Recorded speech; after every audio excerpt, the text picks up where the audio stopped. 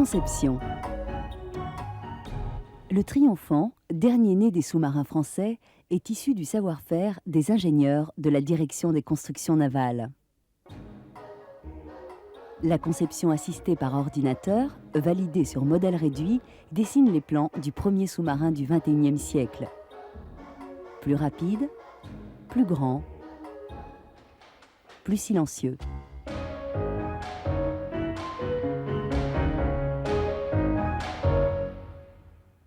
Échelle.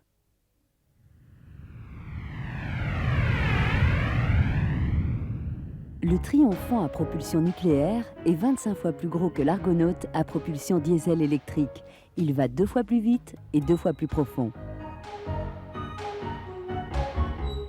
Forme. Le Triomphant nécessite un dispositif de mise à l'eau original, la forme Cachin, une fosse de 30 mètres, en partie réalisée par les Grands Travaux de Marseille, sous l'égide de la Direction des Travaux Maritimes de Cherbourg.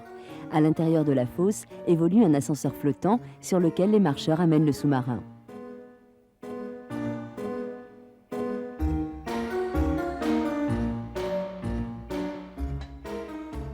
Lancement.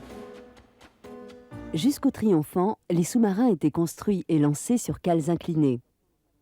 La plateforme supportant le Triomphant est mise en flottaison. Par la vidange de la fosse, le sous-marin descend au fond où l'on procède à son achèvement. La fosse est alors remplie d'eau, la plateforme reste au fond et le Triomphant flotte et sort par la porte écluse. Marcheur. Trop gros et trop lourd pour être construit sur cale inclinée, le Triomphant est construit à plat, ce que rendent possible les marcheurs. Ce système original de vérin hydraulique, utilisé pour la première fois dans le monde, permet l'assemblage du sous-marin et son déplacement vers la forme Cachin.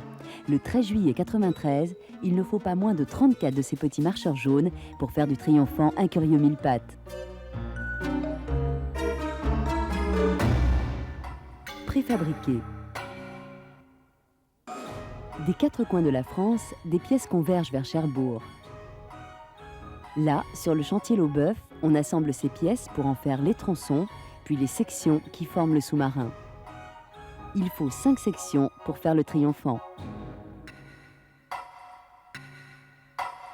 Révolution.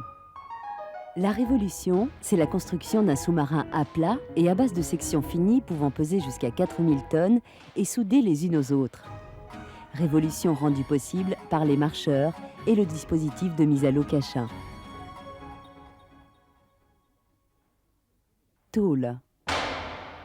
L'exceptionnelle solidité de la coque du Triomphant est due à la nouvelle tôle d'acier spécial haute limite élastique soudable. Produite par Creusot-Loire, elle permet au Triomphant de descendre toujours plus profond.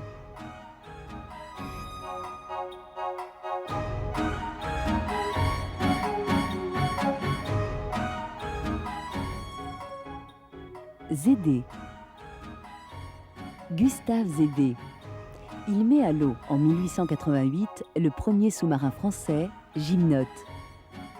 Que penserait-il du Triomphant ?